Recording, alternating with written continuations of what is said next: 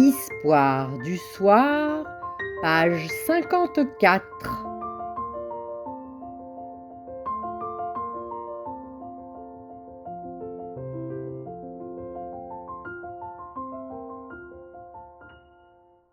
Histoire de l'air.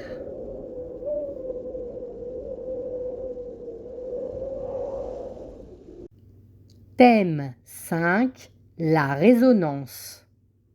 Les pleurs de l'éventail.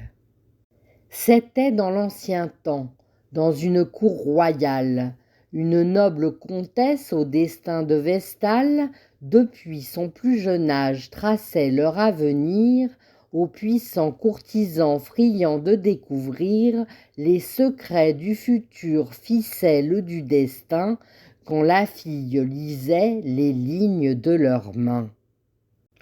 On lui avait légué quelques objets magiques. Un saphir sur sa bague faisait de la musique.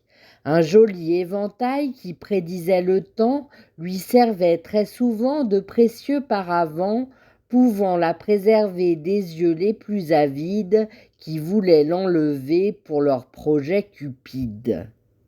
Mais c'est le cœur du prince qu'un jour elle emporta, quand une passion pure elle lui raconta. Il ne put s'empêcher de voir en ses beaux yeux l'objet de son amour, l'horizon bienheureux.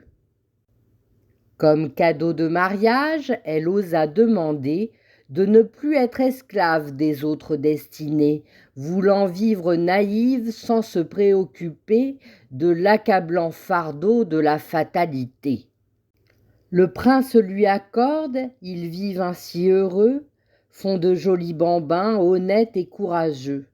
Vient le jour où le prince choisit sa succession, il demande à sa femme de faire sa sélection. Alors, pour un instant, regarde dans l'avenir et lit le mélodrame qu'elle verra se produire. Chaque enfant délaissé tuera celui choisi, aucune alternative à ce destin maudit. Alors, pour éviter d'assister au spectacle, la comtesse se noie, jugeant que sa débâcle sauvera ses enfants en leur ouvrant les yeux sur la futilité des actes belliqueux. Le prince mortifié gardera son pouvoir en souvenir de sa dame et refusant de croire au destin bien funeste de sa progéniture et maudissant le nom de la bonne aventure.